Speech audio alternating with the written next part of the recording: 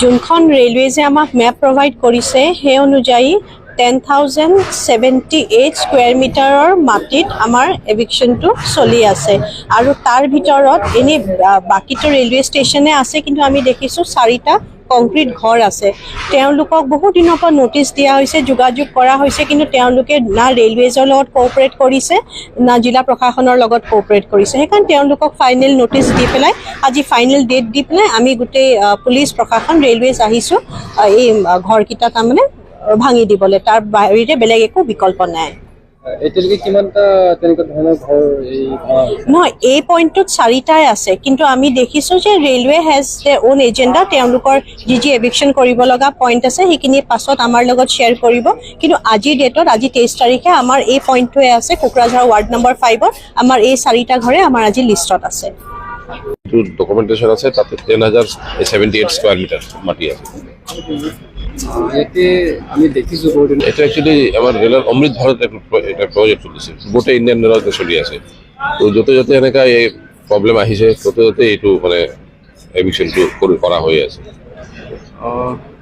তো কামৰ ওপৰত যদি আপোনাৰ এভিকশন জলদি হৈ যায় আজি যেনেকা কমপ্লিট হতে গেলে কামৰো ফাস্ট হ'ব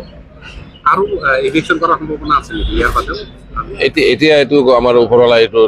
ডিসিশন দিয়া নাই এতিয়াও এতিয়া যদি আৰু দৰকাৰ লাগে তেতিয়াহ'লে আগত আৰু ক'ব ইয়াৰ পৰা যেতিয়া ভূটান গেলিপুৰ লাইন হ'ব জানুৱাৰী মাহত প্ৰধানমন্ত্ৰী আহিছে এতিয়া তেতিয়া ডিসিশনটো তেতিয়া ৰ'ব এতিয়া আমি আমাক তো পঠোৱা হৈছে এইটো কাৰণে আমি তো এইটো পুৰা ডিসিশনটো আমি ক'ব নোৱাৰিম এতিয়া আমাৰ ওপৰলা এইটো কেনেকৈ কি ভাবিছে কেনেকৈ কি আমাৰ মালিগাঁৱতো হেডকোৱাৰ্টাৰ আছে ডিভিজনৰ হেড অফিচাৰবিলাক আছে সিহঁতে এইটো ডিসিশনটো ল'ব আমি এইটো ডিসিশনটো ক'ব নোৱাৰিম কি কৰিব নকৰিব আগতে